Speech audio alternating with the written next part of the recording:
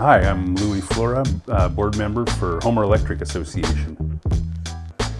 I became a board member. I really liked their 50% by 2025 renewable energy goal, and I wanted to help them achieve that goal with innovative programs. And I think with being on the board, you're able to get a lot of information about issues like electric vehicle charging rates and different programs available to utilities for customers to make their energy costs less and their lives better.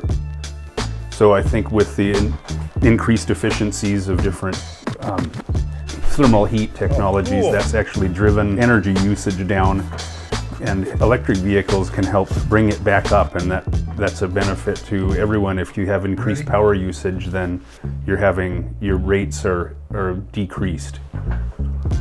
It's important to me to see more energy efficiency because it's not only saves people's customer bills monthly basis, it also decreases emissions. I'm interested in any ways we can incentivize and promote decreased emission technologies.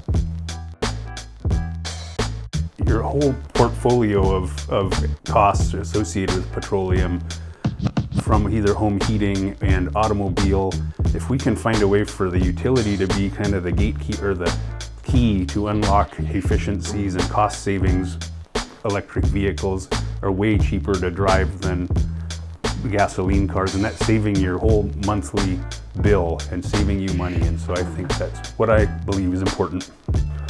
Homer Electric's very progressive with the net energy metering program that businesses have taken great advantage of.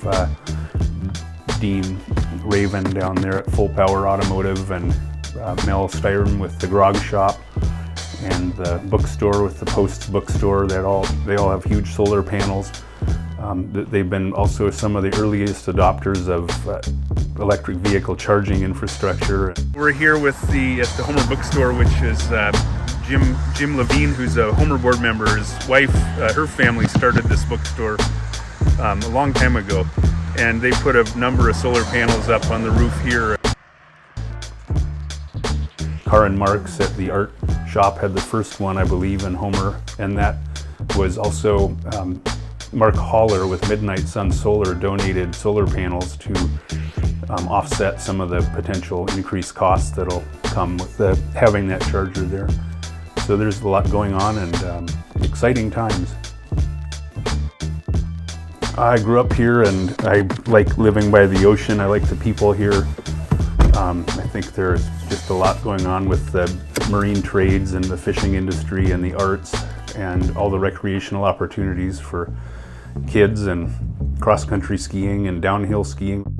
So I've been commercial fishing for salmon in Bristol Bay since 1983, and it's just something I've done every summer. I really like the time, the rest of your year having that relatively free time, and it's been really good fishing the last couple years, but we'll see how everything pans out. Other areas statewide are seeing decreased runs, so we'll just keep doing it as long as we can. Oh, baby.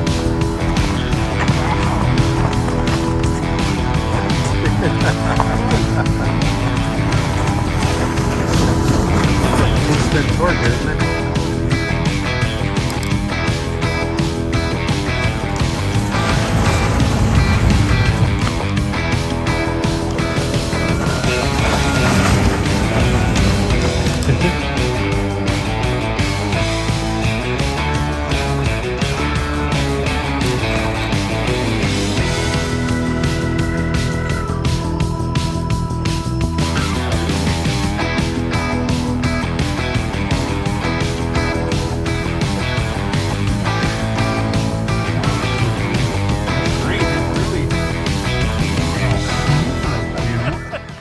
Took it off traction control to see if it would spin a Brody, and it really did. It was amazing. And now it's back on traction control. I think we frightened everyone in the parking lot. It's really maneuverable and quick too. A lot of torque. That's pretty fun. I think I need one. Electric vehicles would be really good for Homer Electric because of the increased use of electric vehicles benefits from, we have a bigger load, and so that's what the utility wants, more demand. We need more electrical usage.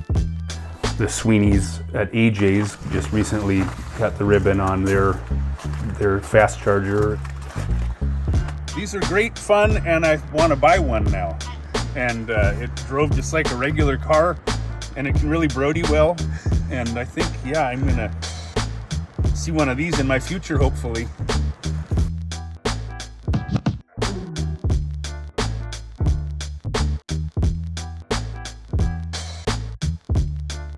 For more info about Alaska or our show, check out our website at exploringalaska.com.